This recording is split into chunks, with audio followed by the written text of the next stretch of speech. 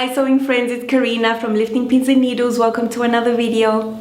Today I want to show you a pair of trousers. Now I am towards the end of my trouser making craze, really. I think you're pretty tired of me just showing you pants and culottes, but I needed to get them out of my system. I have already been, looking at planning some tops and dresses. I've already made 2 tops, so I am easing my way into my top half again. I'd sort of lost my sojo in that area of my body. But I will be back, don't you worry. Okay, so I've been planning to make the Carrie trousers for a pretty long time. Now the pattern wasn't available in the past as a standalone pattern. It had to be as part of a class, but it has been released as a standalone PDF pattern. And from seeing the pictures, it looked like it would be like a nice comfy pair of pants. I like that they sort of hit mid-rise, that they're not high-waisted, that it has a partial flat waistband going on situation, that the pleats are sort of deep, and that they have a tapered leg. No, I don't have any trousers that look like that. I mean, you've seen all the trousers I have because I've been making them, Before I started making them, I didn't have any but one black jean, and the sports tights, So yeah, the Carrie trousers, as all the Solver patterns, come from sizes UK 8 to 20, and that will take you, and I've got it here, and I'll put it on a chart so you can see a waist of 26 to 38 inches and hips from 36 to 48 inches. You can see the line drawings there. For my body measurements, I fit into a size 16, which is the usual size that I use for sew over it. It's always the same, so no surprises there. And on the line drawings, you can see the features that it has these slant pockets on the side seams. And no, I'm not doing those. I'm just telling you right now. So yeah, some of the features I like, some of the features not so much, but that's life. I didn't make a 12 for this because when I looked at the finished garment measurements, I saw that there was a lot of ease there going on. So I thought, oh, I'll just make the size 16, it'll be fine. And I could always just see the fit as I go, But there are a few precautions I took, as always, before cutting into my fabric. I did measure the front and back rise. You're gonna see what I've done. So that is all coming in now. You can see all the nitty-gritty about how I got to the final product. After measuring the back rise, I decided to add 2 centimeters of length. So I did a line across the hip line and just lashed and spread without actually adding length on the side seams. I want to eliminate these pockets here that are slanted on the side seams. I really don't like pockets. So I got the pocket piece, and I matched up here. There's a notch matched up on the top, and then I just pinned it and completed that pattern piece. So that will complete my hip and my waist. You can see on this line drawing that the waistband here has a flat area on the front, and then it has a second piece that's very, very large that matches the pants, and then there's elastic around there. Well, I do really want to avoid all that elastic there. So this is the waistband that you cut out of your main fabric and you interface, and it's the flat area of the front. It goes from the pleats to the pleats sort of thing. And this one you also cut on the fold, and that's the one that goes all the way around. Well, I'm gonna use this and make it as normal, only I think it's too wide, so I'm making it an inch shorter so that when this is folded like a waistband, the waistband's going to end up being about 4 centimeters wide. That's the widest I ever want a waistband to be. And then the back piece here, I'm not going to cut it out of main fabric. I'm going to cut it smaller just to make sure it matches my waist. And it's going to be jersey. And that's what's going to go sewn onto the pants and will bring it in at the back without having the elastic there. I'm going to also make these cropped. So you can see where I've got the red line is where I'm going to crop them, and at the back on the line of the grain line I'm actually going to make a seam there, and I'm gonna add seam allowance when I cut it out of my fabric. 1 centimeter. It won't affect the fit or anything, it's just so I can get it out of some fabric. See, you can see my back is cropped and snipped on the grain line. Here you can see I'm trying to make the most out of this black viscose, and I'm using it to cut my Camille trousers and the Carrie trousers, and the only way to get the pattern pieces to fit was to split the back pattern piece in two, and that's what I did. So this is the front flat waistband that is cut out of the main fabric, the viscose. It's already been interfaced, and this is the black jersey that's going to go on the back. It's the one I use for all my waistbands. It's very thick, very good recovery. It holds up your pants or your skirt, whatever you make, super well, and it doesn't like go floppy and lose its shape like other jerseys. So this will be attached to that, completing the circumference on the top, and then the pants from this part, you know, all the way around are going to be slightly gathered here, but that gathering is going to happen normally as I stretch this to match the pants. So I'm not going to have any elastic anyway.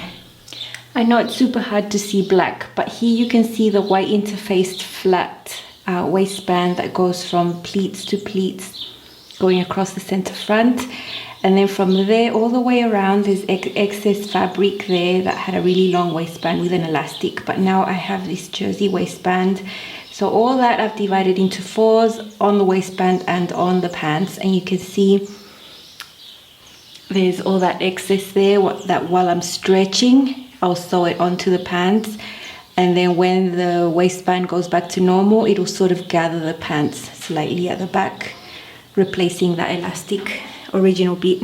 So I'm keeping the 5/8 of an inch seam allowance, and that flat part of the waistband I'm just doing a straight stitch, just normal, until I start the jersey. I switch to a small zigzag stitch to allow that jersey to stretch. So you can see the pins there where I've marked the quarters on my jersey waistband, and as I go stretching the jersey to match the quarter of the pants that is bigger. So you're going to see me reaching a pin right here. I'm going to take out the pin, and you can see where my next quarters are. And as I go stretching that, because there's all the excess pants under there, so I stretch that and sew that, all with a zigzag stitch. I've sewn on the waistband on that side, and you can see the flat bit there made out of the main fabric, and then the jersey starts around there. On the back, you can see how the jersey, as it comes back to its normal width, it gathers the back, but if you stretch it, it's not gathered, see? So I've pinned that all the way around, and I'm going to attach it like if it was a normal waistband, and I'm going to twin needle top stitch on top. And while I'm twin needling, I'm going to be stretching this.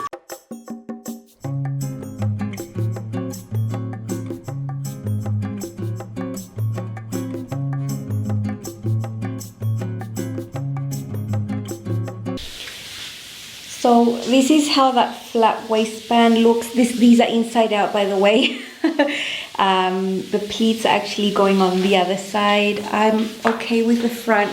So there's that seam there that I did all the way down the grain line, and you can see all that excess there. It's just looking really saggy.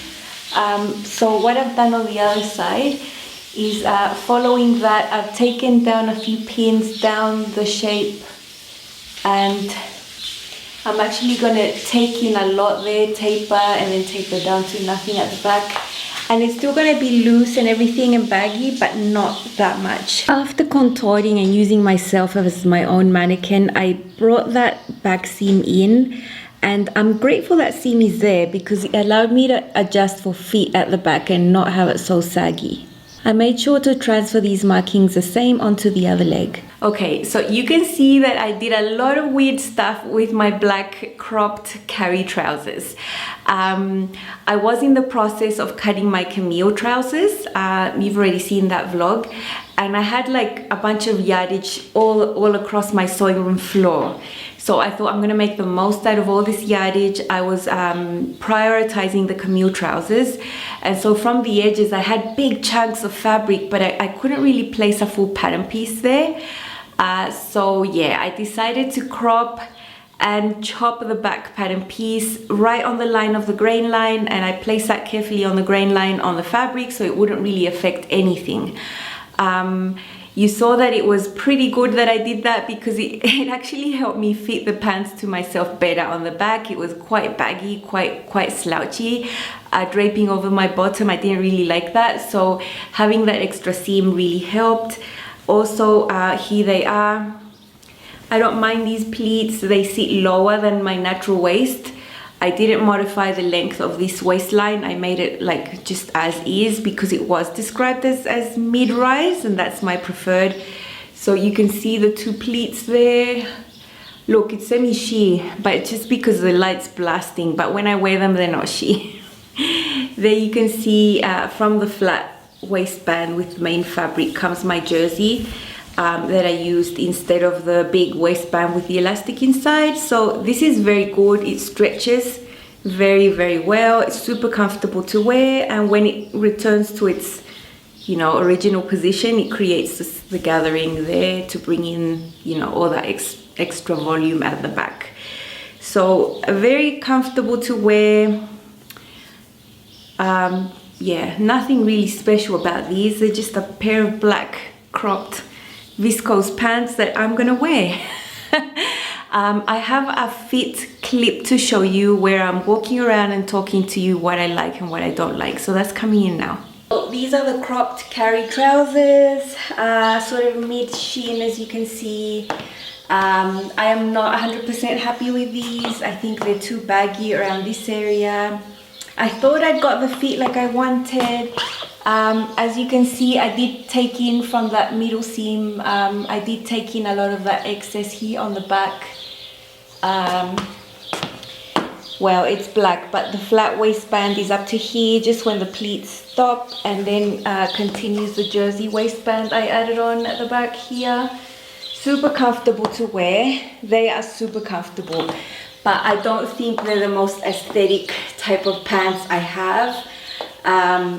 I think I prefer the long version. I think for cropped length they do need to be wider, but I did give it a go, and these do have their place and time. I think they would be great for traveling. Yeah, not really happy with the cropped length. I just wanted to use those scraps of viscose I had left from the Camille trousers, and at least I gave it a go. I might even like cut them into shorts. I think I'll get more wear out of them. Let me see.